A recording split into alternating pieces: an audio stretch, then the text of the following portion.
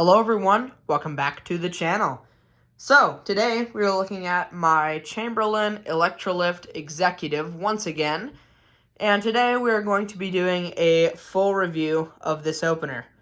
So, here we are. This is my Chamberlain Electrolift Executive.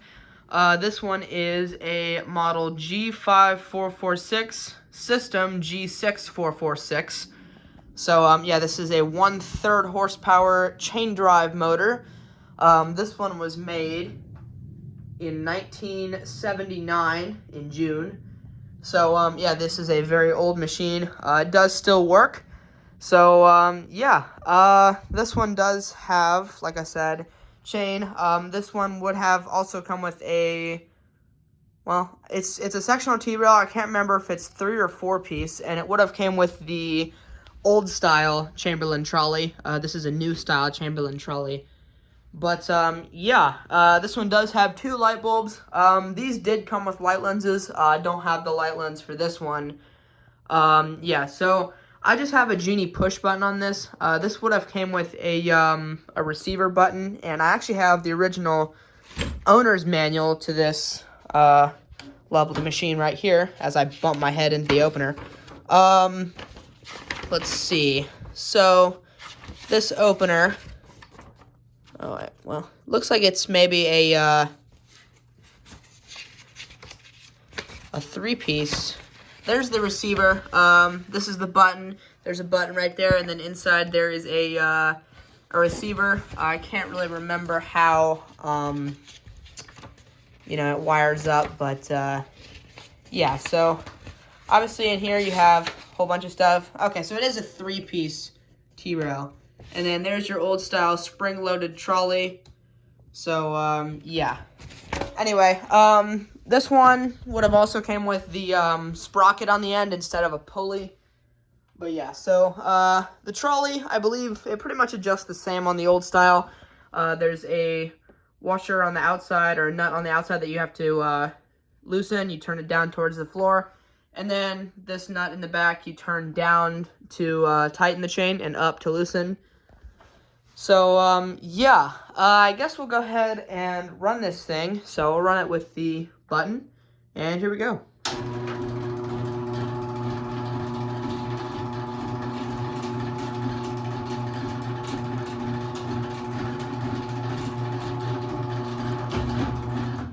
So this machine does have a thermal light delay, so the lights don't kick on right away, but they do work.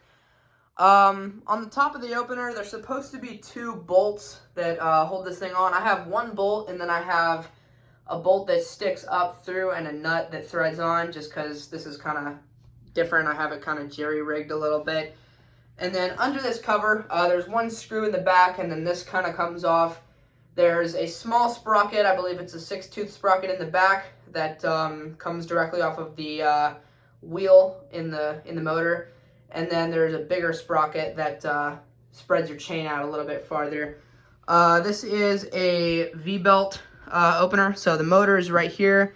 And I had the case off of this thing already, so you guys know the motor. And then there's a disc in the back here that rotates. So, we'll go ahead and run this back down.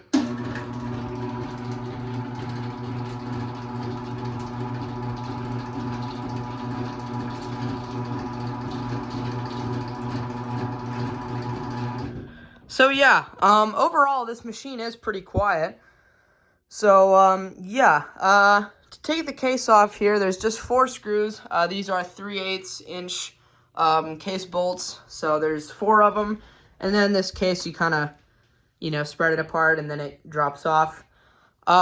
This one does have force controls there. It's just a screw on the side, and they're spring loaded. So you turn it clockwise to increase and counterclockwise to decrease. Same thing on this side, and it's also, spring loaded.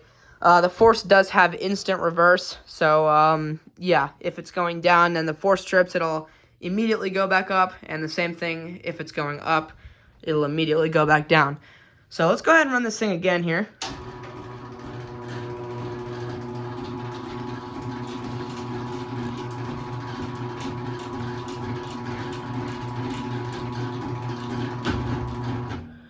So yeah, to disconnect this trolley, it's a little bit different from the old style, but this one you just pull down, and then eventually you can kind of get it back engaged.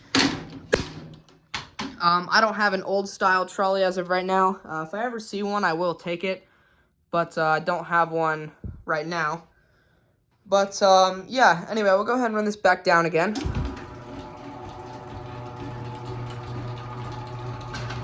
Oops.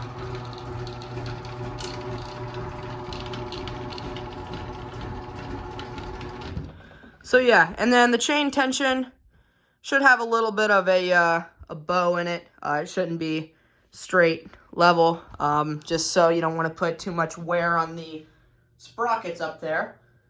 So yeah, I can't really demonstrate the force, but if it were going up and the force were to trip, it would just instantly reverse, and it goes right back down. So yeah, the limits are on the inside of this thing here. There's two little red dials or something like that, and then there's a plate that they hit and ride on. So you have to take that plate off to adjust it, and then before you run it, you have to put the plate back on, because otherwise it won't ever know when to stop. So yeah, setting the limits on this thing is definitely not extremely fun, but it's whatever. You have to drop this case off to set the limits as well, so you can't set the limits with the case on. You have to get inside the motor a little bit. But yeah, I think I've basically covered just about everything. Yeah, the light doesn't stay on for very long. Also, I'm not really sure what this reset button does. I never did try to push that, and I probably won't, just, you know, don't want to risk anything being messed up. But, yeah, I think I've basically covered everything here. We'll go ahead and run this one more time.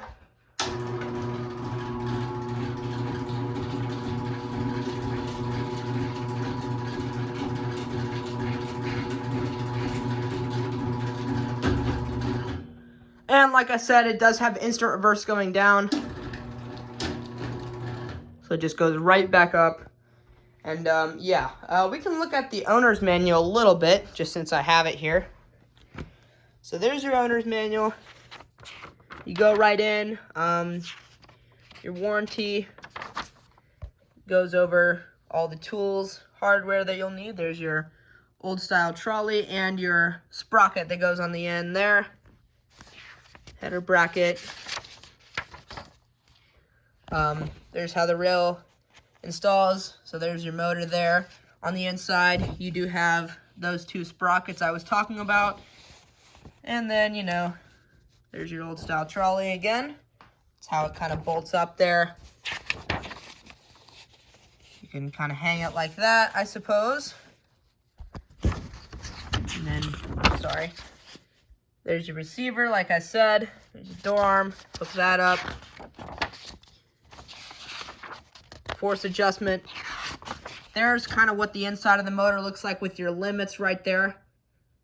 So that's how you have to set those. And there's your V-belt. There's the light lens. I don't have a light lens for it, unfortunately, but light lenses are very hard to find for these motors. Then you know how to hang it on a one-piece door.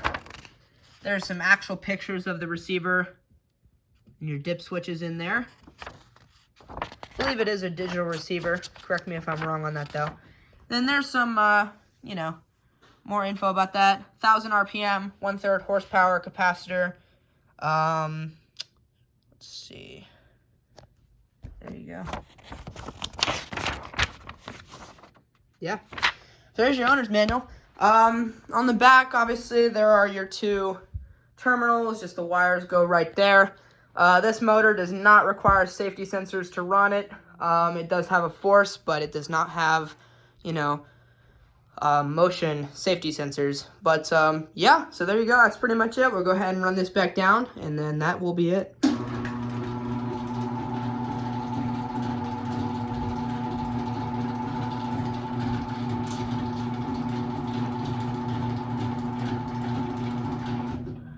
Alrighty, so there you go. That is a full review of the Chamberlain Electrolift Executive G5446 system, G6446. So there you go. Thank you guys so much for watching. Comment, like, and subscribe, and I'll see you in the next one. Peace.